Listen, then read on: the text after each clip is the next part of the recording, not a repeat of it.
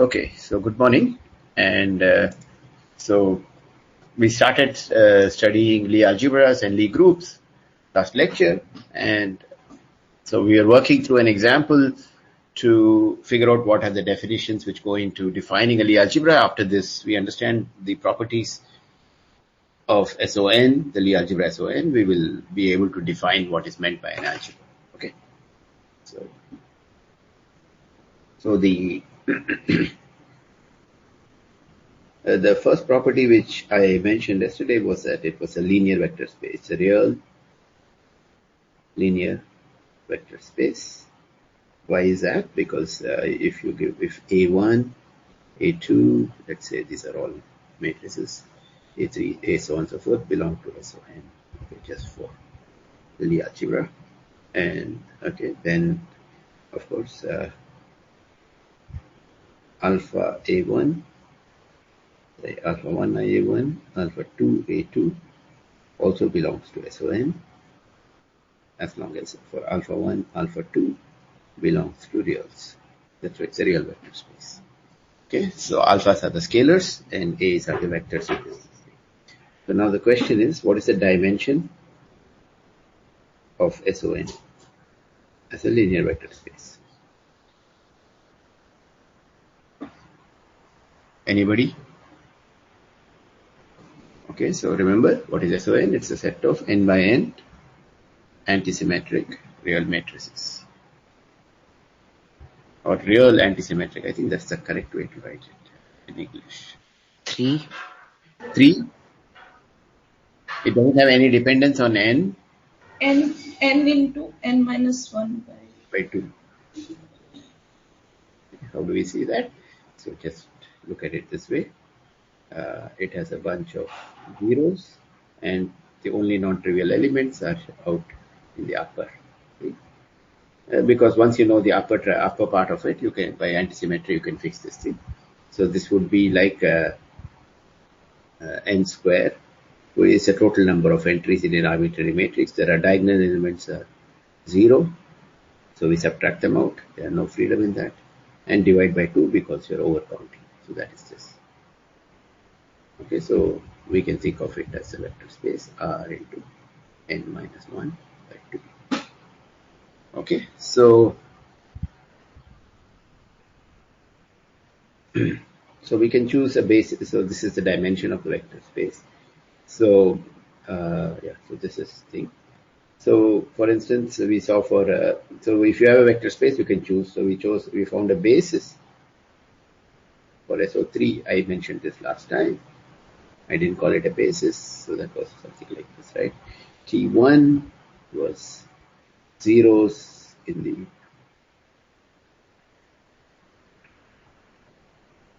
first row and first column. T2 would have zeros in the second row and second column. Diagonal elements are also 0. Okay, so 1, 3. So this is minus 1. There was a particular ordering which I used. And T2, T3. T3 should have 0, 0, 0. 0, 1, minus 1, 0. Okay, so this is, for instance, so if A belongs to SON, then A can be written as some summation over alpha I. Yeah.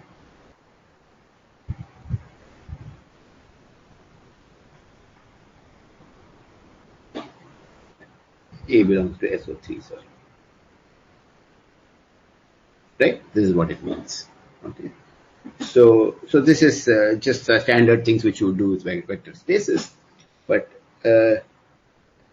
another property which is important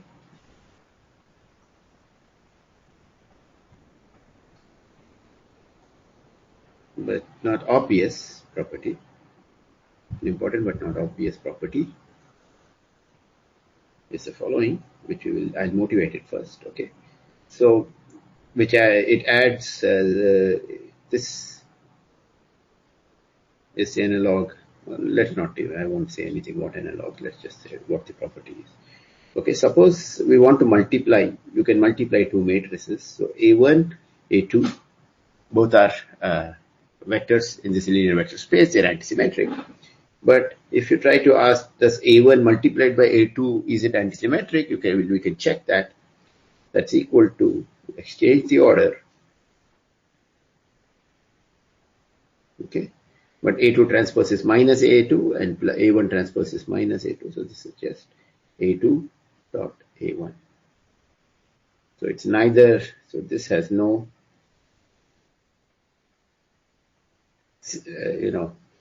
symmetry property. It's not, rather it's neither symmetric nor antisymmetric.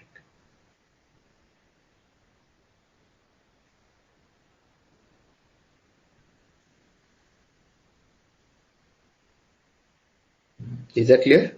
Because A1, A2 transpose becomes A2, A1. That's all. It just changes the order. Okay. So, but is there something we could do to modify it? However,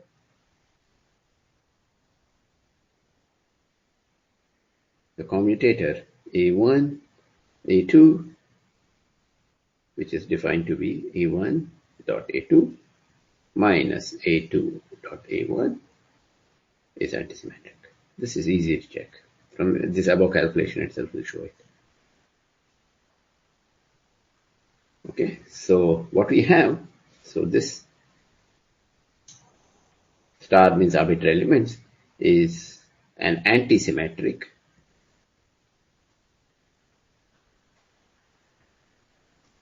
bilinear product.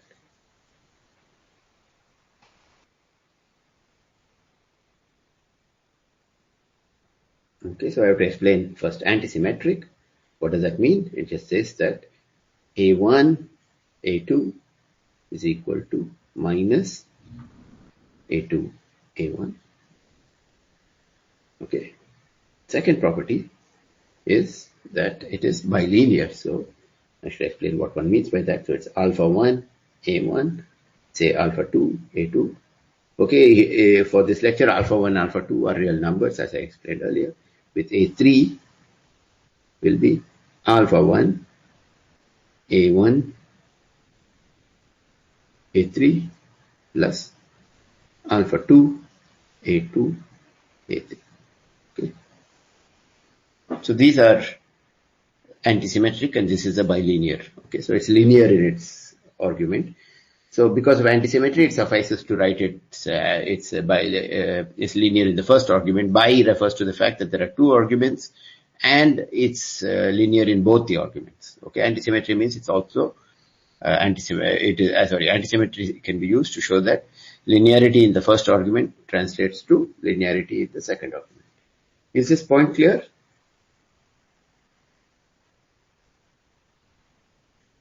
Are these properties clear? Sir, what is star? Star is some arbitrary element. It's just something which is a placeholder to take any antisymmetric matrix. So here, so for instance here, here what has happened is that A1 takes the first placeholder star, A2 takes that. So star is just something which you fill in. Okay, like in some Lego or something, there's a hole, you put in some block there. So the block here is A1 and A2 or some arbitrary antisymmetric matrix. That's all. Just star means arbitrary element. Wild card, like in programming, no? That's all. It's not some standard notation, but it's not also non-standard. Is that clear? Yes. Okay, good. Okay, but there's a third property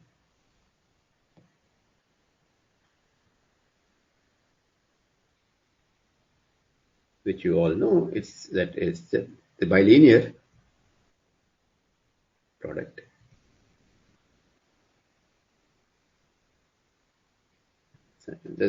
Rather, I should just say Jacobi identity is satisfied.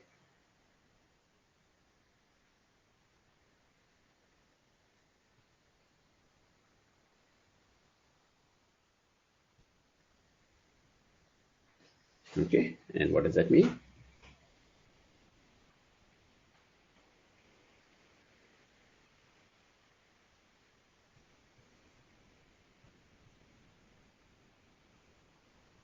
Cyclic permutations, there'll be three terms. So A1, A2, now A3 here. When A1 moves up, A2 comes and replaces A0. Okay, so we have three properties. So we'll call them A,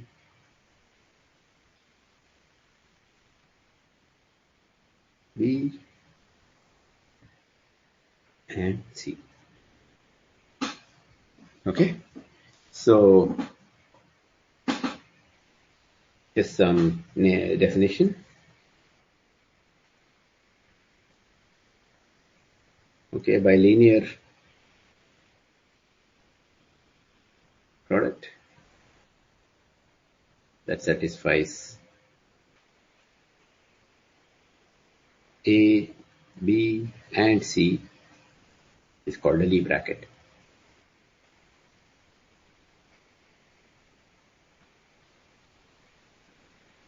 Okay, on an LVS. Okay, we just call it commutator because we have realized this, but this is just some abstract.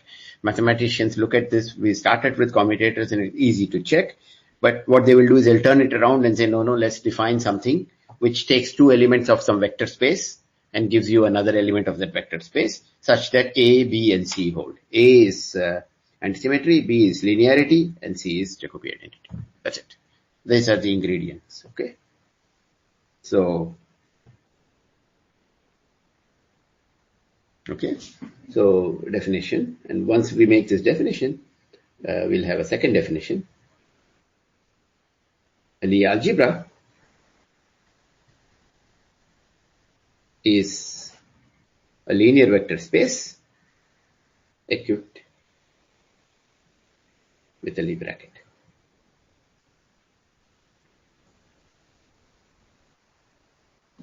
Okay, this is all that is. Okay.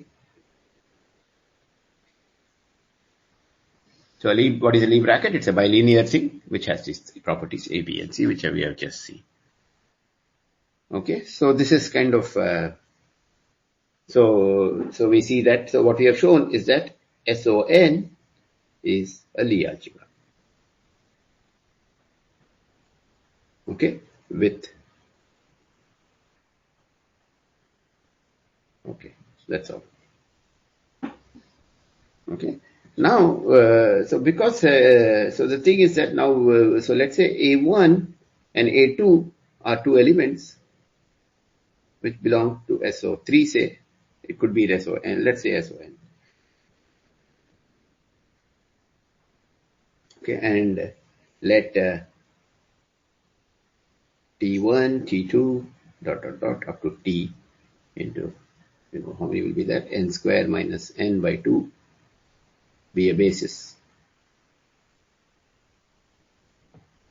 Okay, so then any AI can be written as summation over say B equal to 1 to whatever is the dimension, so n square minus n by 2 times some scalar times Ti. So it's all going off at some, I should learn to write horizontally properly. So then any element AI which belongs to SON can be expanded in this basis.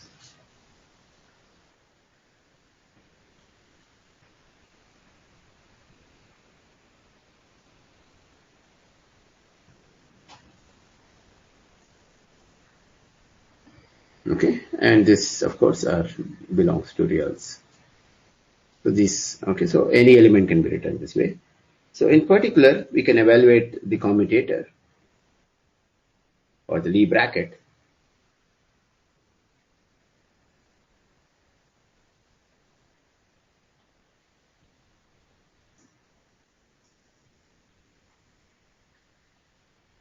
and let's say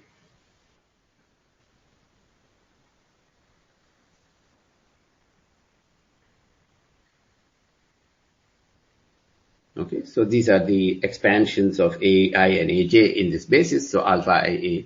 So now we can use linearity in the first argument and pull out this thing.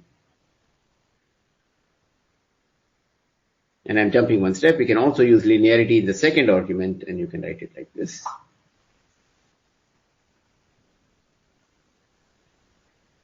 Is this step clear? So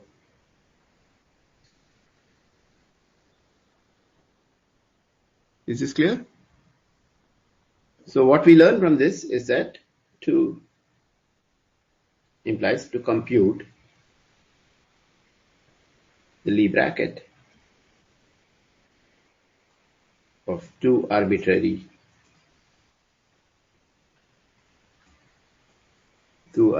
elements of the LVS. All we need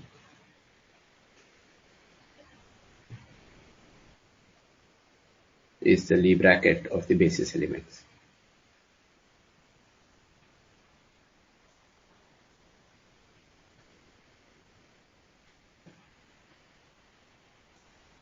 Is this clear? So if you are able to evaluate this for all A and B, if you're given, you're done. Okay, you can write this thing. So what we do then is to write TA, TB. So you plug it in. Of course, this belongs to the Lie algebra, SON in this case, and this will be equal to some F, A, B, C. So it will belong to this thing. So I'll call this coefficient should depend on A and B, F, A, B, C, T, C, sum over C. Okay, so these.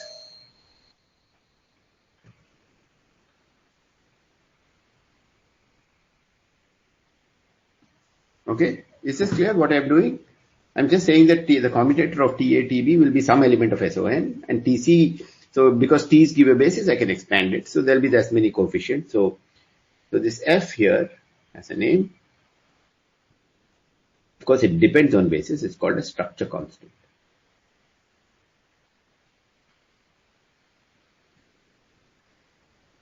Okay, and it has important obvious properties. FABC equal to minus, because AB antisymmetry will say BA into C. Okay, so I'm writing it with upper and lower indices because lowering may mean something else. So we need to differentiate between covariant and contravariant vectors. If you don't know what that means, just think of it as some notation that I've written. Okay, so giving this FABC is equivalent to giving the commutator of arbitrary T's, which in turn, using this property, lets you compute all the commutators of arbitrary elements. Is this point clear? Okay. Exercise. Compute FABC for SO3 in the basis defined earlier.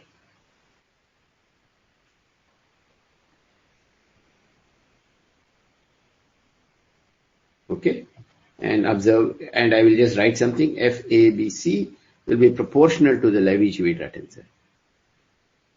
Okay, check. I don't know the proportionality. It could be minus. I suspect it is minus. Okay, so it's just an exercise. Please do that. It just takes it takes very little time. Okay, you can do that. So is this clear? But one point here is in the discussion starting from here. I have not used any property of SON.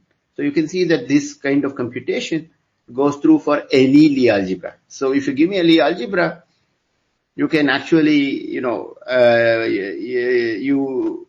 can, if you give me the structure constants and you give me its dimension and whether it's real or complex, I mean, the vector space can be real, it can also be complex. Okay, so we'll just say the real algebra or complex.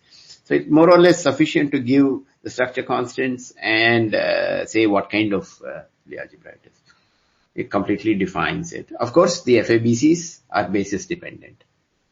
Okay, so you remember I was sitting there and worrying about some signs. It had to do with the fact that I wanted my FABC to be proportional to the Levi-Civita. That is the reason I did that. Okay, so Okay, is this clear? So this exercise I would like you to do. But there is a beautiful another example.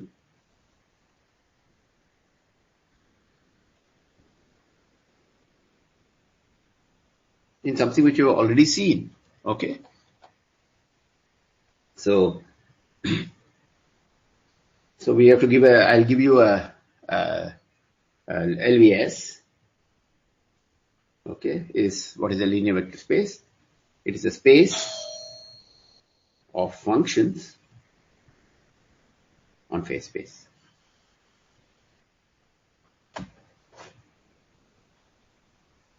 Okay. This is a very high dimensional space because space of functions, I have said, arbitrary functions of P and Q. And now the Lie bracket. Any suggestions? What should we choose as the Lie bracket? Do you know any antisymmetric bilinear operation which acts on the space function for some bracket? Yeah. Very nice. Okay.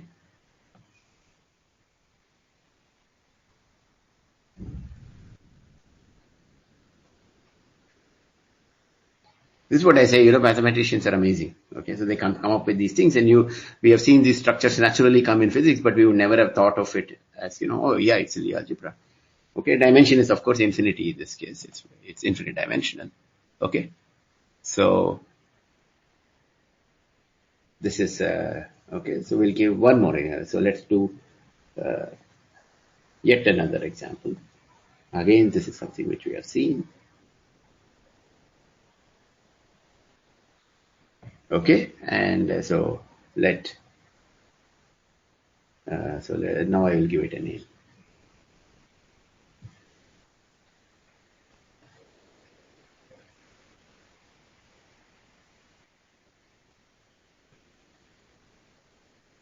Set of 2n by 2n symplectic matrices, right?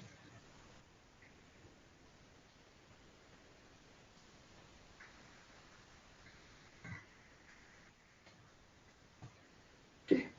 I'm using lowercase s, lowercase p, 2n. This is okay. This is, we have to check. So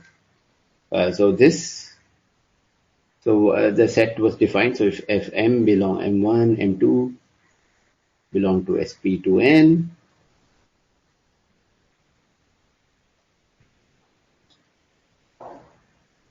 then we need to check, right? The commutator. Again, it's a commutator, not it's a Lie bracket.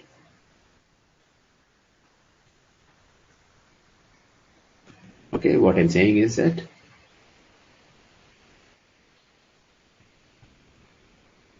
also belongs to sp2n. Okay, check this.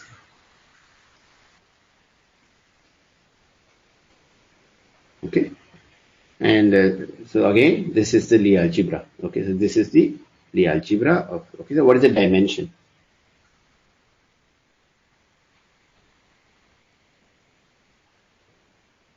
This requires a calculation. Does anybody know? So it's the dimension of this as a vector space. Okay.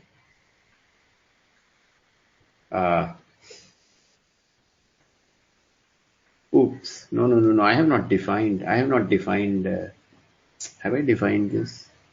No. I have not defined this. This is wrong.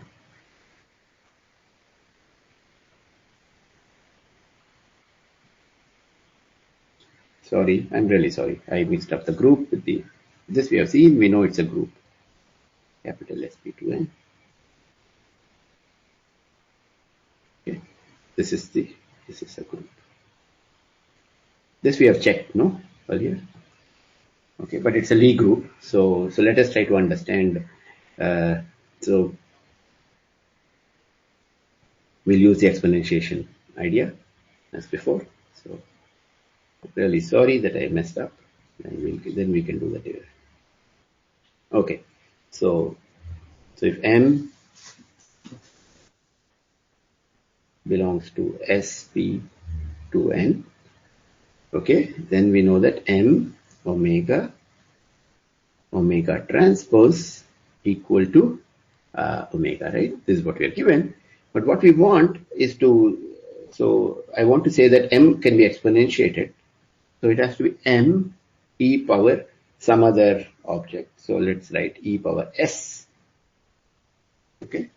And what I'll do, okay, so we'll plug it in here and expand. So, and I'll do the same trick which I mentioned last time, which is to put a parameter lambda here. Okay. It's a bookkeeping parameter. So so this is equal to 1 plus lambda s plus order lambda square. So we'll plug it in here into this above formula and ask what is the what I want really is to get what is the property of s. Okay, that's all. So let's plug this in here. So we'll get 1 is identity, of course. So let's put it here, identity plus lambda s. Omega has no dependence on this. Transpose of s, so that is identity plus lambda s transpose equal to omega plus order lambda square terms. Okay, I'm just expanding it. So now first thing is to take the order 0 term, identity here, omega here, identity. So we get omega. Order lambda, there are 2 terms. Lambda from here, identity from here.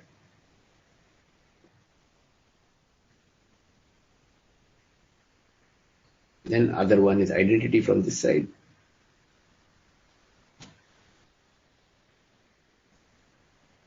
Plus order lambda square. Okay, first thing we can do is cancel these 2 omegas. So what we get, and at order lambda, we get s dot omega equal to minus omega s transpose.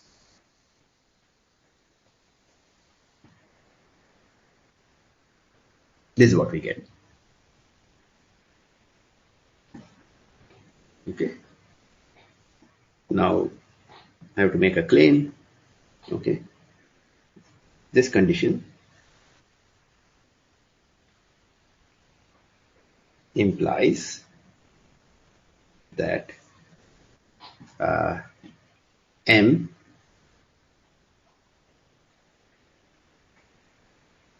is symplectic to all orders.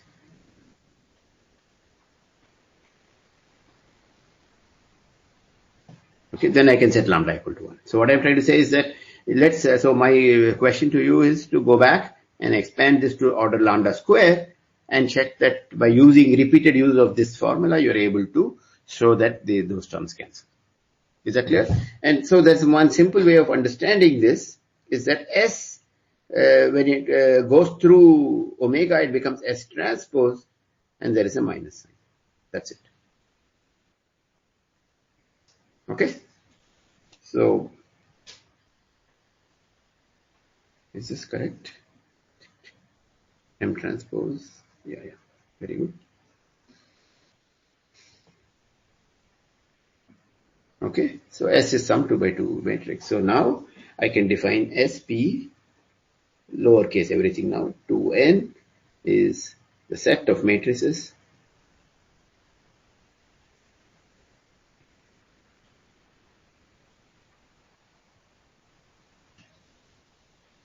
set of 2n by 2n matrices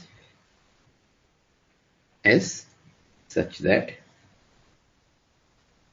S dot omega equal to minus omega dot S transpose. Is this clear?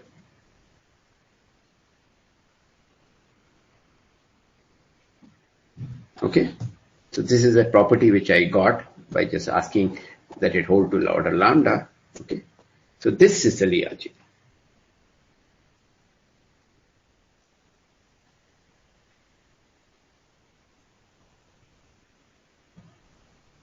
Okay. So there's another way of understanding this.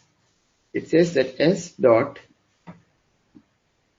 omega transpose is equal to plus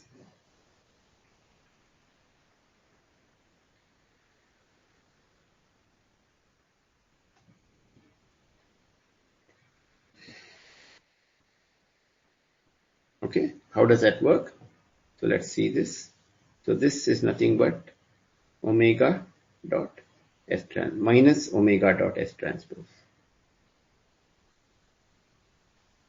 What did I write? I wrote something wrong, right? Yeah.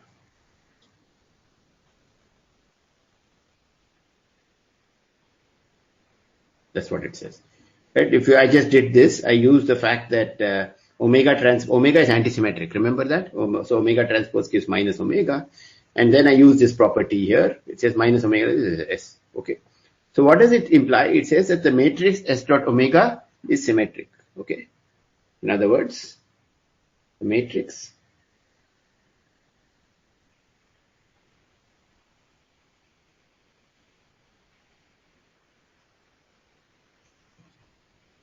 okay. So now the symmetric condition, that will be conditions on the matrix S. So now, so this implies, I claim, that the dimension, so now for a symmetric matrix, it's again, you have to give me all diagonal terms and all the upper guys, right? How many are there? How many terms are there in a sense?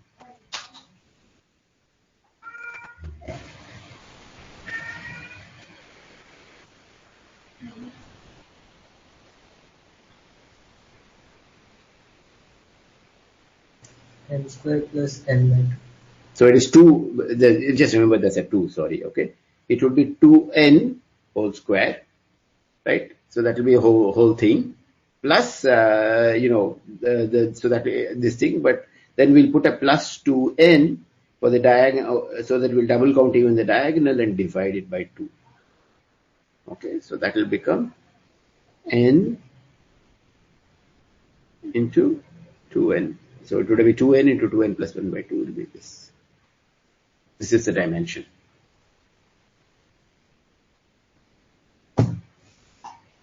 Okay, so dimension of SP2n is n into 2n plus 1. Is this clear? Okay. So this is what we get. So here's a okay, very good. So are there any questions? So in some ways, it's a symplectic group is also a Lie algebra. Okay, so this is dimension of the Lie algebra. So, are there any questions? Sir, it's a negative sign here, right? Which one? 2n minus 1. No, diagonal is not zeros for a symmetric matrix. So that was for antisymmetric because the diagonals were forced to be zeros. You didn't have this freedom. So you could write it like this: 2n into 2n minus 1 by 2 plus 2n, which is this. The diagonal terms are 2n dimension. So they are not zero. Okay. So you might ask me, sir, but you only worked out the entries of S dot omega, but it's very easy, right? You just multiply it by omega again to recover S. If you give me S dot omega, so all I'm saying here is S dot omega is nothing but minus S. So the number of entries, independent entries of S dot omega is the same as the number of independent entries of S. Okay. But it's easier stated with the matrix S dot omega. Okay. That's all.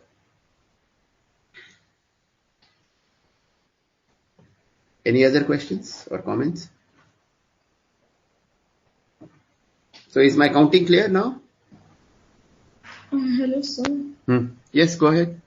Sir, I have doubt. Like you said, symplectic matrices is a group, and then how did you went on that proving that it is a Lie group? I didn't prove it. I said let's assume it's a Lie group. I didn't prove it. I only made a claim. I said that this condition implies this to all orders. I only checked to first order. Okay, sir. Okay, yeah, I did not prove it. Yes. But, I mean, you can take my word, okay? But I also didn't want you to take my word fully. I wanted you to go and check at second order at least, okay? That's all. Okay? But actually, there might be a simpler way of showing this. So, yeah. Actually exercise. Okay, use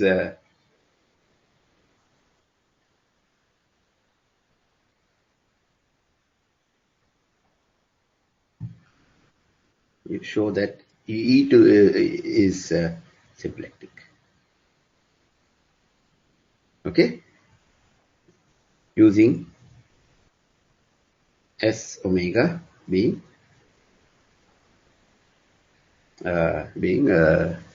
symmetric. This is the property you want. Okay, and of course you also should use omega square equal to -1. That also you need.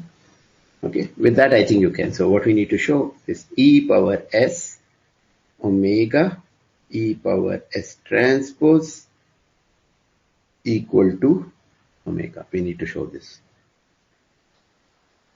Right, that's what we need to show.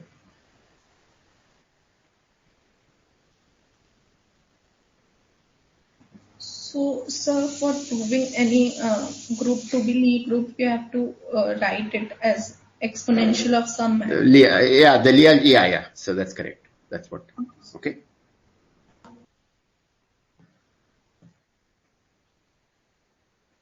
Okay. So an example from quantum mechanics now.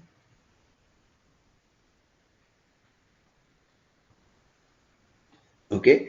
So we will just so we saw that. So you would have seen unitary transformations. Okay.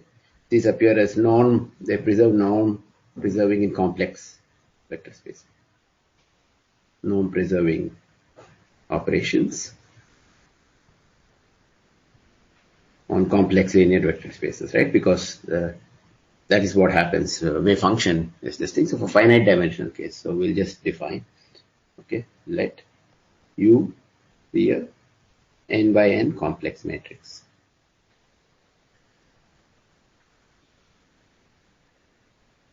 Okay, then U dot U transpose equal to identity. Okay, then we say that U is unitary if, okay, so we'll define two groups, UN, which is a capital U, it's a group, it's called the unitary group. Okay, set of n by n complex matrices. So dagger, U dagger. Okay, dagger means star and transpose together.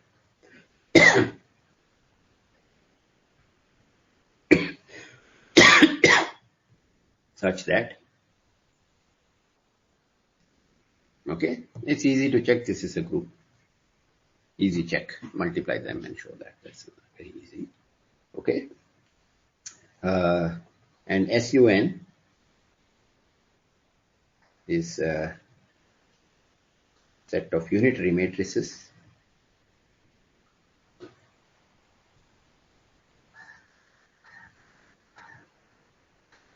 with, any idea what it should be?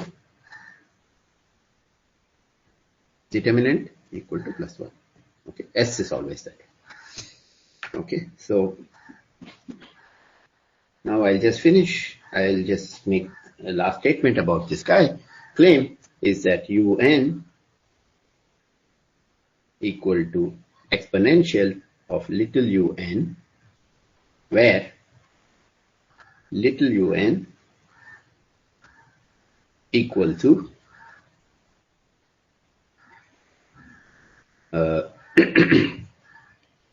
okay,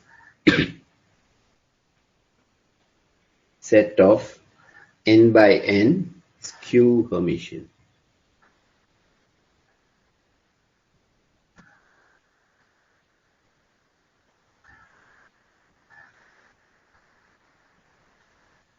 N by n matrices, n by n skew Hermitian matrices. Yeah, okay. So Hermitian, so skew means anti-Hermitian. Okay, so H equal to H dagger means implies H is Hermitian, right? This you know. Okay, but skew Hermitian is if S equal to minus S dagger implies S is skew Hermitian. Okay, it's like the analog of antisymmetry. is the complex setting. Okay, but in complex things we have a nice thing. We are allowed to multiply by complex numbers. So remark, okay, if S is Q Hermitian,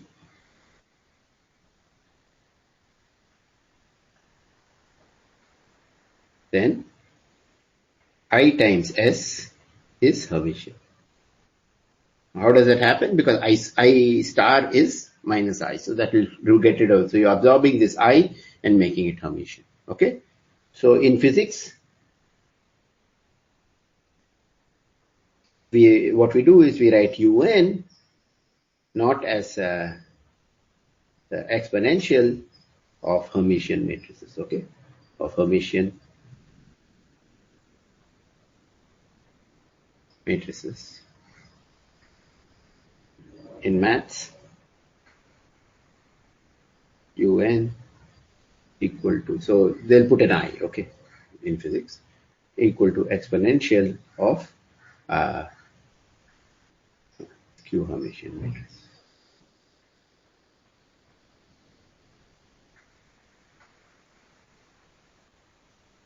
Okay, so this is a Lie algebra.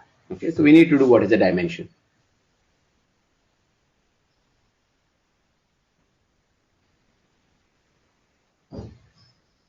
Okay, show that is n square. Okay, what about SUN? Okay, so SUN will be exponential of traceless.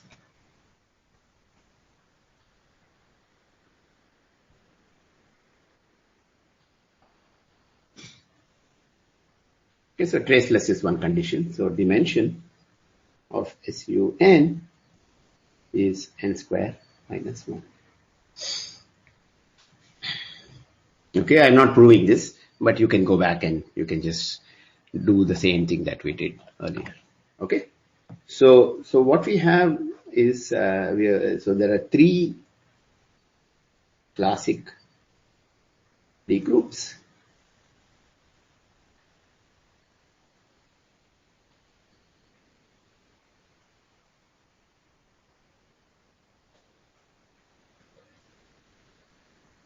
Lie algebras, sorry, not Lie groups.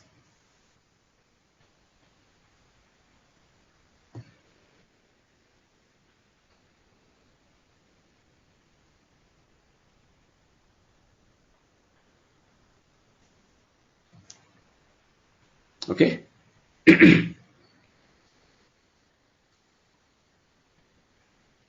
There are 3 classic Lie algebras, SON, SUN, and SP2N, and these actually appear quite a lot in physics. And the corresponding Lie algebra, Lie groups are SON, SUN, and SP. Okay, so this is one of the reasons why I wanted to introduce you to this. And then what we will see is that in SR, special theory of relativity, we will see a nice extension, I would say, not generalization, extension of SON. Okay. And so we will actually start from first principles and derive many of these properties. Okay, but finally there are some interesting coincidences, if you wish.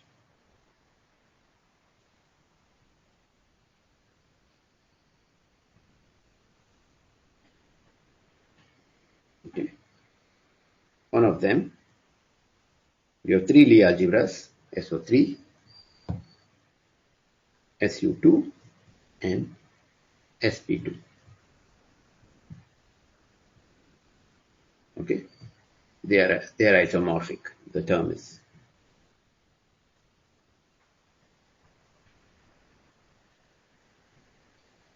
You can check they are all 3-dimensional, etc. Okay.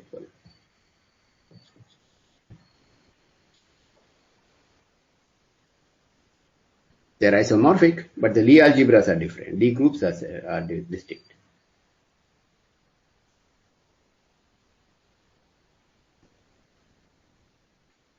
Okay. Well, there's one more. SO4, I guess, will be equal to two copies of the algebra SU2.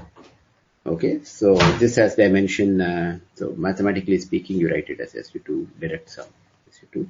So this is 6-dimensional, this is 3, and this is also 3. So as vector spaces, you see that the dimensions work out. There's, I think, one more at SO6, I guess. SO6 would be 15-dimensional, is isomorphic to SU4, I guess. Okay. These are all coincidences, but turns out. So again, we can check this is 15-dimensional, and this is n square minus 1, so 16 minus 1, this is also 15. Okay. So, but you can work out, to show they are the same is that you should find some basis in one and the other basis in one and show that their structure constants are the same. Once you do that, they are the same. You can't distinguish between them, but how they are realized as groups is completely different. So Lie algebras can be the same, but the Lie groups may not be the same. Okay. So this, this is just some random remarks from me. Though the SO3, SU2 isomorphism is important in physics, and so it shows. So the thing is that so when we want to discuss spin, etc., angular momentum algebra, it's the angular momentum algebra is the algebra of SU2. Okay. And we will, you will see that in your quantum mechanics course and maybe a little bit. So I'll show you how, at least in your assignment, we will show that the Lie group SU2 is not the same as the Lie group SO3. Okay, that we can prove, but the rest of it is depends on your level of interest and what courses you would do in the future. These are the kind of things that you would. Okay, so this is all I just wanted to introduce you to this whole idea of Lie algebras. And so mathematicians like Cartan, Killing, etc. studied, they wanted to classify what are all the finite dimensional Lie algebras, and they did this thing, and so you want to extend these things, and you find that there are. Okay, so so there's a classification which goes by A, B, C, D, the letters. Okay, so A, B, C, and D are basically these guys. So from their classification viewpoint, here n even and n odd behave slightly differently. So there are 4, even though I've written it as 3, from the viewpoint of their classification of Lie algebras, there are 4 here, and these are the only continuous guys. But then there are guys at E6, E7, E8, A, B, C, D, E. Then there is some F4 and G2. So these subscripts refer to rank. Okay, so but don't worry about all those things. Okay, dimension is much larger, but there's something called the rank. Okay, so Cartan, that's this so-called Cartan classification, and the most interesting thing is this is it. Okay, and you might think, in physics we don't need any of these things. It turns out that E6, E7, all these groups appear in some weird ways in some areas of physics. So I just wanted to give you some introduction to this thing. And so the only idea that you should remember worth taking away is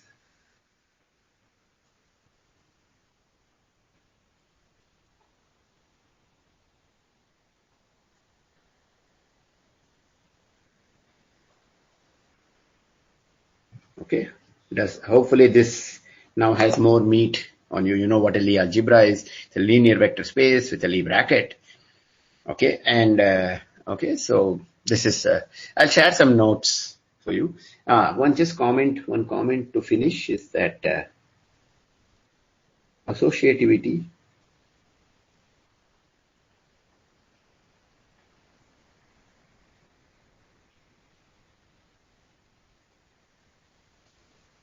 the Lie group follows actually from the Jacobi identity.